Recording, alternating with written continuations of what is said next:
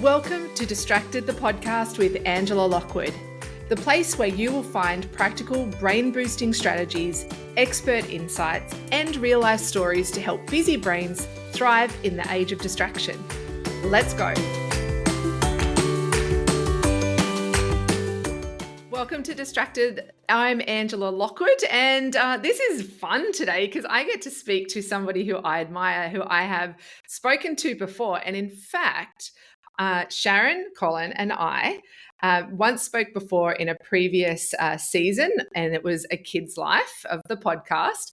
And Sharon's and my episode was the highest downloaded episode of any interviews I have done in my history of making podcasts. So I'm very excited to have her back. Obviously, the work that Sharon does as an ADHD coach and consultant really resonates with people. And the reason I've asked Sharon back onto the podcast now is if you listen to episode 58, where I interviewed a lady called Lyndall Brennan. And Lyndall had just been navigating a diagnosis of ADHD at age 44.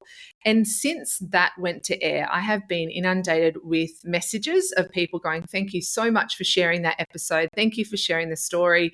I'm going through this myself. People just really connected with Lyndall's story." So I wanted to invite Sharon back on here because Sharon's the founder of the Functional Family, and we will unpack this further. She is the expert in ADHD and the expert in attention deficit. So Sharon, welcome back on Distracted. For our chat today. I always love catching up with you. How exciting. I don't think you knew that you were the highest downloaded episode on the podcast. I love that so much because, I'm really up for anything that starts conversations about ADHD. And if people are interested, I will keep talking till the cows come home about it because it needs a lot more conversations about it. We need to be open and approachable and put out the correct information about ADHD. So love that there's so much interest. Well, you've just sort of opened the door, so I'm going to jump straight into that. Understanding ADHD, what is the difference between a diagnosis of ADHD, ADD to just being distracted? Okay, so the actual difference is differences in the brain. ADHD by nature is a different brain. It's a neurological difference. And that's to do with neurotransmitters in the brain. It's to do with the prefrontal cortex of the brain. And it actually causes an impairment of executive function skills. Now, executive functions are things like organization, planning, activating. It is way bigger than just a focus issue, although that's the thing that people tend to lean towards when they think of ADHD, but we know it's bigger than that. And of course, we're going to touch on the focusing and attention things today. But there's also things like sustaining effort, ignition, momentum, frustration tolerance, emotional regulation, working memory, recall, and regulating behavior as well. So those are the sorts of things that make it quite different to, just normal struggles with maintaining attention or having an attention deficit. So Sharon, what do you think are some of the misconceptions that people have? We hear people that are saying, "I'm distracted," or, there's lots of things happening that I can't focus on. Why do you think so many people don't understand the difference between that and having an attention deficit disorder? Mm-hmm. I guess it's quite normal for people to show some of the symptoms of ADHD, especially in this world of social media and, clicking quick videos on our social media and TikTok and things like that. And so that is normal for us to be a more distracted. We are more distracted than we used to be. But there is a next level in terms of executive function impairment that comes along with actually the diagnosis of ADHD. Now, so we're getting all this confusion. So there's lots of TikTok videos like, "I've lost my phone, I must have ADHD, blah, blah, blah, blah, blah." And they did a study in America showing that 50% of the information that you're seeing about ADHD on TikTok is actually incorrect. Wow. And so we're lots of information coming up about ADHD, not all of it correct. There's a lot more awareness around it. So perhaps people do have some of the symptoms and are now seeing more information about it and thinking that perhaps might, they might relate to some of the symptoms. But there is a whole qualifying panel that comes along with ADHD. It doesn't just come from focus issues exactly. Yes, sure, it is part of it, but it is a bigger picture as well. So there's a lot of information around there, and coupled with increased awareness, I think we're starting to talk about it more, which is not necessarily a bad thing. Mm. Yeah, and I think you hit the nail on the head there too, in terms of there's a whole panel, right? There's a whole lot of, it's not just, oh, I feel like this part of my life, I'm a little bit more distracted than the last period of my life. It actually, there's quite a big process to go through for people to, have awareness and go through that journey, which is one of the things back in episode 58 that Lyndall and I spoke about, was the journey that she went through it, which, involves a lot of different health professionals, understanding your own behaviors, what are the functional deficits that you're experiencing in your life. I would love to know from you, you have a huge community of people who are all experiencing ADHD, either for themselves, for their children, or for partners. What are some of the common challenges that you're hearing from people that they're facing in their own lives when it comes to ADHD? So a lot of the challenges people experience is really to do with their executive function struggles. So those things that I mentioned before, but it's bigger than that. So when we focus in on, say, if we use a child example, there's lots of strategies on how to support that individual with ADHD. But what we see is ADHD in general is a dysregulated nervous system. And now the phenomenon is that the people who support the people with ADHD also end up with dysregulated nervous systems, right? Because whenever we have homes that have emotional regulation issues, issues with stress resilience, issues with frustration tolerance, lots of people end up dysregulated from supporting and being in that supporting role. So parents can often have a really hard time with that, coupled with judgment that comes from the outside world about ADHD. Lots of people have a very, very strong opinion about ADHD, and a lot of the time, in fact, most of the time, it's not based on facts, or it's based on really outdated information or stigmas that no longer apply anymore and need to be thrown out. Do you mind just touching on what some of those are that you see Yes. people? Yeah, what are some of those judgments? Because I'm with you there. I hear it all the time myself. So do you mind sharing what some of those would be? Okay, firstly, where's the wine? I'm ready for a rant. I don't know. I'll take a step back. You take over, Sharon. So there's so many, and I've heard so many over the years. So firstly, there's the stigma the preconception that it's a little boy condition. So it's a hyperactive little boy condition, that it's only a focus issue, that you grow out of it. You absolutely do not.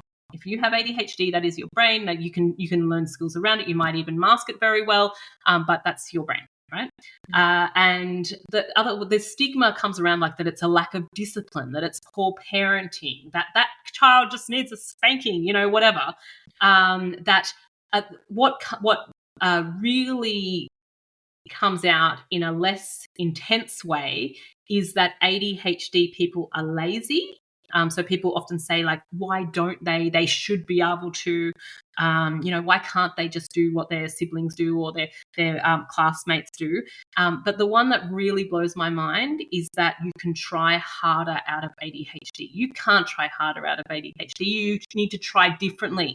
You need to try differently. You need to have strategies that work for you. So what works for Johnny down the road isn't going to work for you because you have a different brain, you have a different processing system. ADHD is not a choice. It is a different processing system. So we need to honor that and help the person discover strategies that work for them and support them while they're doing that, because it is a challenging process. So that whole choice thing, recognizing the won't versus can't. So it looks like won't. It looks like they won't do it because they don't want to. But no child wants to fail or struggle. It's that they can't do it yet. So what can we do to help that child, to give them the skills so that they can participate in this beautiful life? Wow, Sharon, that's that yet, and that there's difference. They need to do things differently, not harder, and work harder. And I think in our culture that working harder, you can get through anything if you just work harder. but actually the harder can add to the challenges, can't it? Particularly in understanding some of the different strategies. And I think it's important for listeners to know too that you have boys that have ADHD, and you also have a husband that has ADHD. And what has the experience been like? Like, not only are you an expert in the field of it, but you also have lived experience. Can you just share what some of those, I guess, challenges, but also what are some of the joys that you have experienced with having such, beautifully built different brains in your household? Because I'm sure with having 4 people who have different thinking, different ways of looking at things, I'm sure you've learnt so much about the world that maybe you may not have seen. Oh, that's so lovely, lovely put. I really became an ADHD coach. Like, that's what started me off on this journey, was because it wasn't because I was like, I'm going to help everyone and change the world, although I would really, really like to do that now. It was just survival back in the day. I was just like, okay, this isn't working. I can't cope with the amount of intensity that goes on in my household. I don't feel like I've got the skills to be able to survive this. What can I do to get the skills? So I started researching ADHD like a woman possessed, and then experimenting and doing all sorts of weird experiments on my own children and my husband. I feel so sorry for them. Like, they deserve a medal for putting up with all of my rubbish over the years. And then obviously going back and doing the formal training and qualifying and getting certified as a coach, and really solidifying all that knowledge and all my crazy experiments that I was doing over the years. And what I learnt is that the ADHD brain is magnificent. Like, it is so great. I'm constantly fascinated by it and in awe of it, because they have the best ideas. They really do think completely differently. And I really want to emphasize how that is not a bad thing. We're wanting them to sit still and be quiet and, sit in a classroom and not be disruptive, but that's not what they're built for all the time. Some of them are, but sometimes they're not. And so we need to honor where they're at and what they're good at. And there's so many skills and so many strengths that they bring to the party that I could only dream of. And all my favorite people in the world have ADHD, as you just mentioned.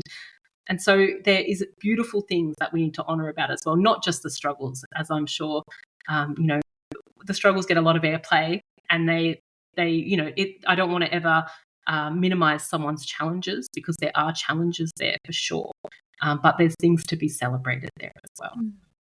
I hear a lot through social media. Take that with a grain of salt, but there's a lot of entrepreneurs and people who are very successful in business who are being diagnosed with ADHD later in life, or they have been diagnosed with ADHD as a child, and now they're living this very successful entrepreneur life. Why do you think some of those skills really lend itself to this creative side of people?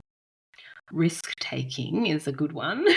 So thinking differently, thinking outside of the box, thinking about, often people with ADHD have very good pattern recognition, so they're able to see things that other people don't. They have a heightened nervous system, so they often have really good periphery vision. They're really good at assessing risk. So they deal very well in emergencies or urgent situations. So this is different to pressure, long-term pressure. That's a struggle. But urgency, they often cope really, really well. It's when their brain fires up, right?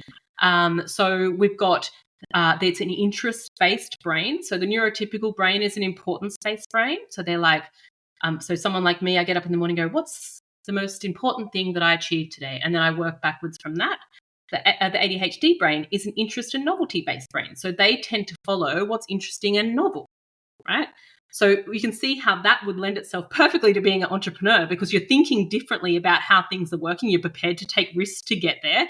And you're also following what's interesting. And when things are interesting, what do you get really good at? You get really good at things that you're interested in.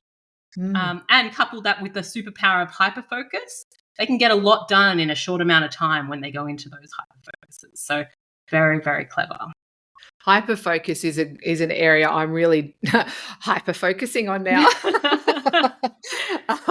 And just the impact of hyperfocus and flow, and what's the difference between being in flow and being in this state of extreme focus, but also just, that sort of almost like a body and brain detachment, where you're getting beautiful work done, compared to the difference between that and hyper focus, where you are so intensely focused on something that has shut out everything else. And it's a fascinating world to understand how brains work. But I think, through this conversation already, I hope listeners are hearing that brain difference is a beautiful thing, because imagine if we all had the same brain. Like, how boring. First of all, if someone had my brain, everyone had my brain, that would be super exhausting. But Me too. yeah. But I think that creativity and innovation is something that we need. And I think even more so as we're coming into the world of AI and being very technologically focused, having creative thinking and having those thoughts where we see things from different angles is going to be more important than ever. To be able to come up with those sparks of creativity. What I'd love to know, Sharon, is for people that are listening, what are some of the strategies that you share with families because you do run a membership called the Functional Family, and you do run the membership, and I can see, I know people can't see this if they're listening, but behind you right now is a wall full of trophies. Thank you. You're winning awards in this space. You've got so many members that are sort of following you. What's the information that you share to your members, and why do you think it's making such an important impact for people? Okay, so I think the point of difference and what I cried out for at the beginning of our journey was really about finding a community that, was going through a similar journey, similar to what you've created, Ange, with the beautiful work that you do.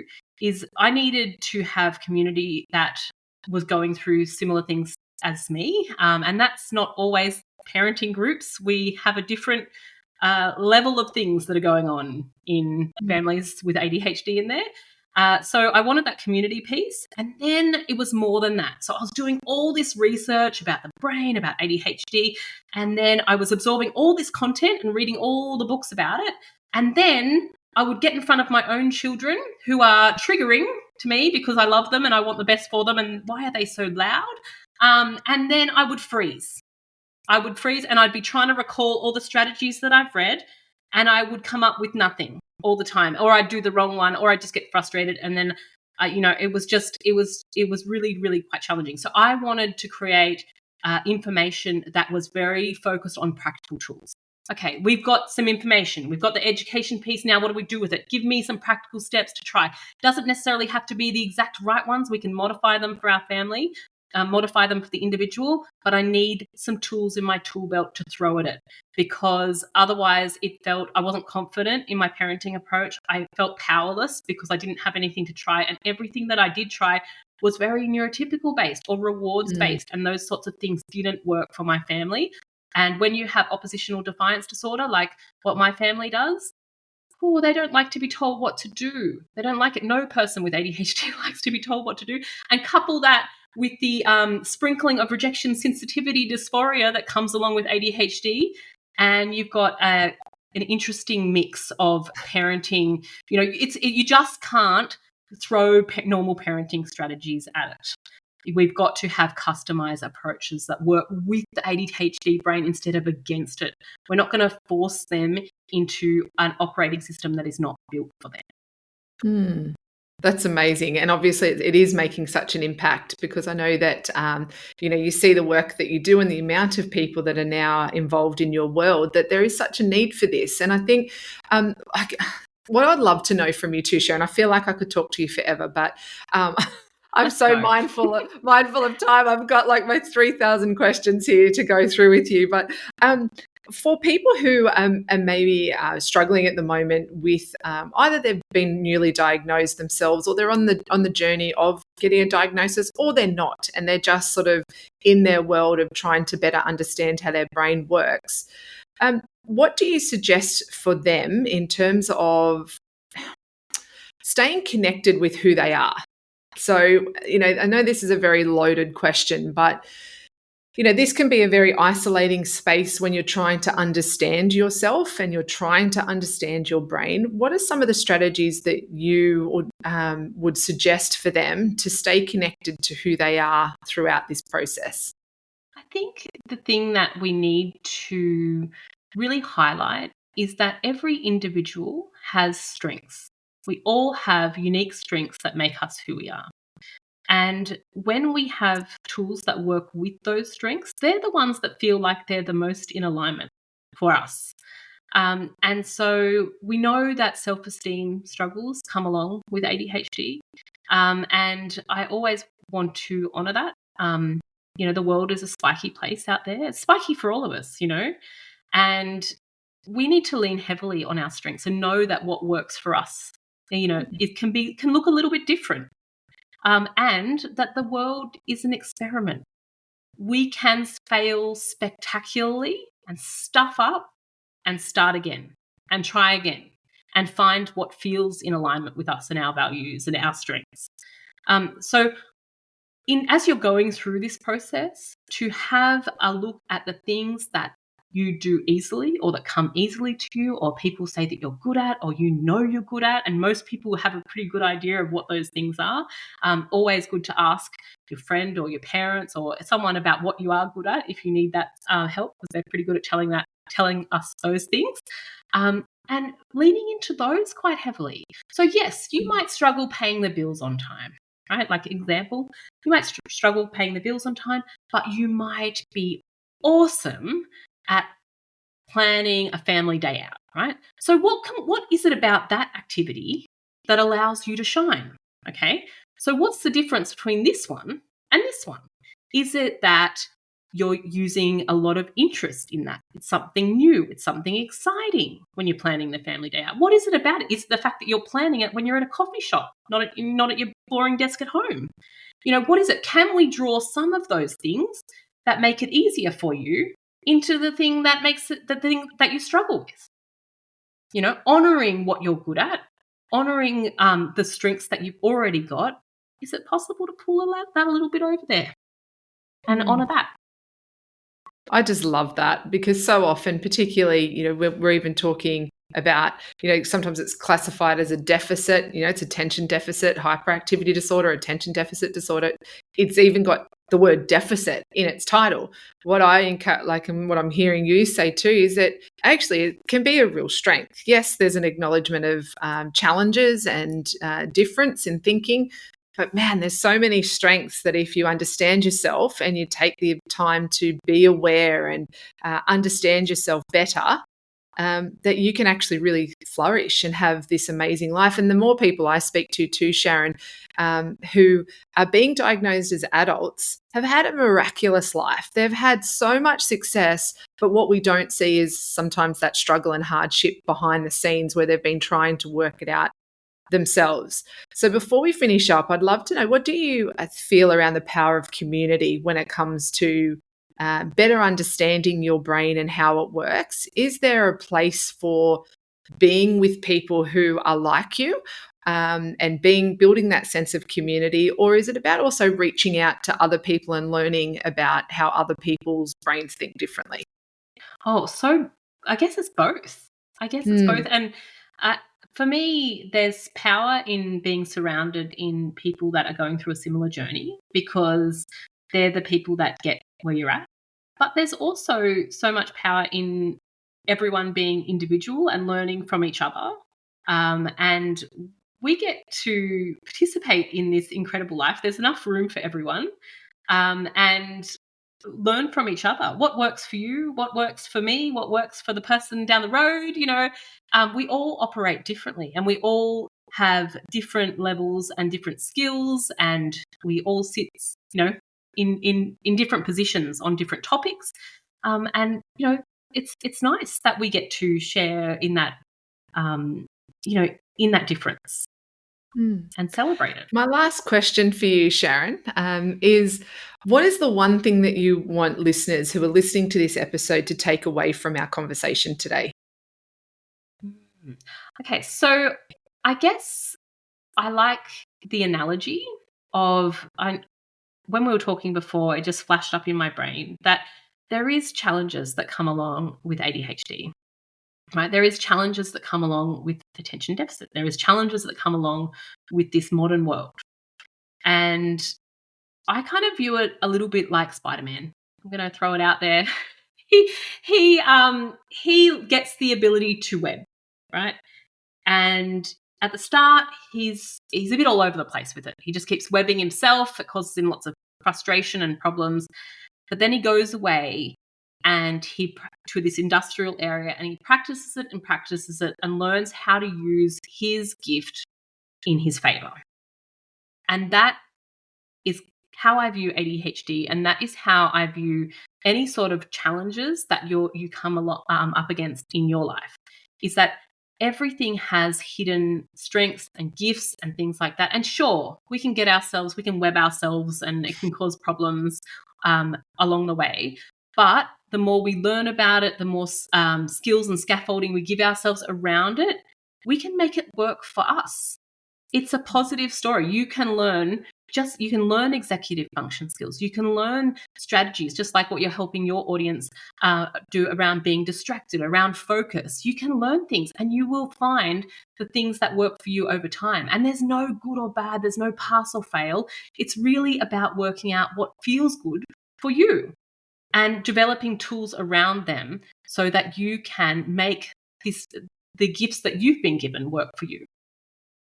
I love that analogy. Thanks so much. Sharon, thank you again for sharing your time with us. So many valuable insights. And if people want to learn more about you, where can they find you?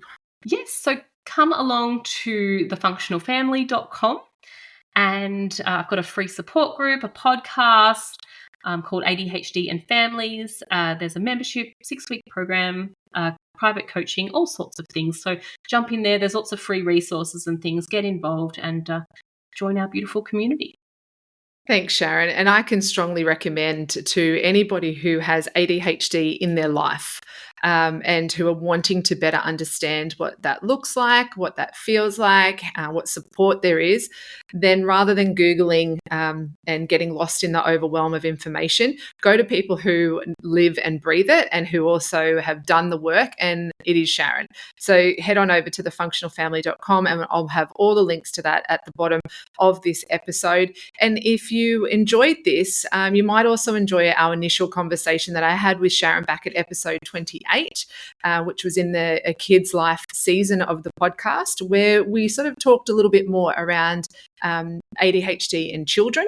And so you might be interested in that. And also head to episode 58 of the podcast, where I interviewed Lyndall Brennan, who was navigating a diagnosis of ADHD at 44. So there's lots of different resources here on Distracted podcast, but I would also suggest heading straight on over to anything that Sharon Collon does.